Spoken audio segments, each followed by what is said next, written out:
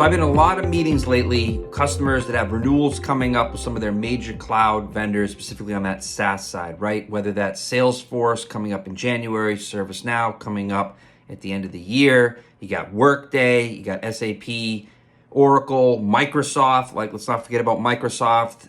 The thing is this, every single one of these conversations that I'm having, they're always laser focused. These customers are focused on pricing. What are they paying? Are they paying too much? And then if there's anything net new, is it the right price? I need to understand this before I go pen to paper. And that's all well and good. Of course, you need to have that information. Of course, that's vitally important. You don't want to leave any dollars on the table. That's obvious. But here's the problem. Too many customers, right? No matter how much content I put out there, no matter how many times I tell them this, even customers I've worked with 5, 6, 7, 10 years ago, they still are losing the opportunity to ensure they have everything that they actually need in this environment right now as part of these renewal negotiations to ensure success moving forward. So when I talk about success, I mean the right contractual arrangement, the right flexibility, protections, investments to ensure you're getting the value you expect, but also are protected against downstream risk exposure, and that's coming. So the first thing, flexibility, I just mentioned it. Swap rights, right? Exchanging products that are in your bill of materials.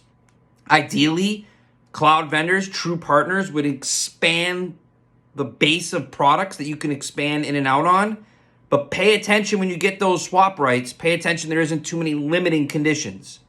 The second amount of flexibility, reduction of volume. The world changes. Is your cloud vendor going to keep you at a number to keep you at an ACV number? That's telling. Ability to reduce, you may not get it in term, but push forward at renewal. Okay, so if your renewal's in 3 years or 5 years, whatever it may be, have to have that. But pay attention to that language again when it comes to renewal protections. I'll get to that in a minute. The other amount of flexibility, and I always go back and forth whether this is flexibility or price protections, future product pricing, not just list price. Push your cloud vendors, ServiceNow, Salesforce, so forth and so on. Push them to give you price certainty, not list, discounted pricing for products you may adopt in term. Now, that's critically important. It's also it's difficult to achieve. You have to have a true story there for vendors to go get approvals to have that in your contracts. But this is critical. It also removes friction from the sales cycle. If you want to try to help them, think of it that way. Now let's move to protections. In-term price protections, that should be obvious. Unfortunately, those are starting to go away.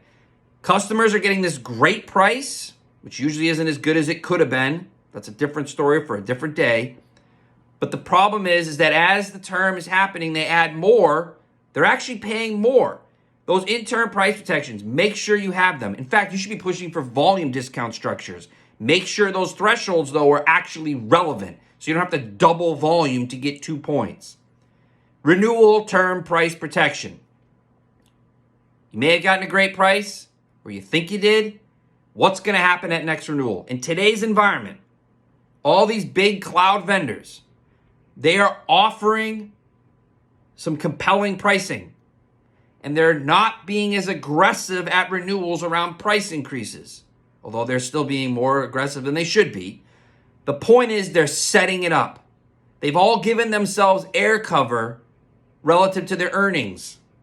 But 2 years, 3 years from now, if you listen to these CFOs, listen to these product leaders at these companies, these CEOs, they're telling the market, don't worry about it. The land and expand machine is in full effect. We're going to make up and we're going to get more later. It's the reason why a Salesforce can put $50 billion targets out there. Renewal term price protections. You have to have a cap, and you got to make sure there's no conditions in there that effectively removes the cap. Last thing, investments. Push your cloud vendor to give more. Funding, credits, resources, things to make the products of value, because otherwise you're buying air.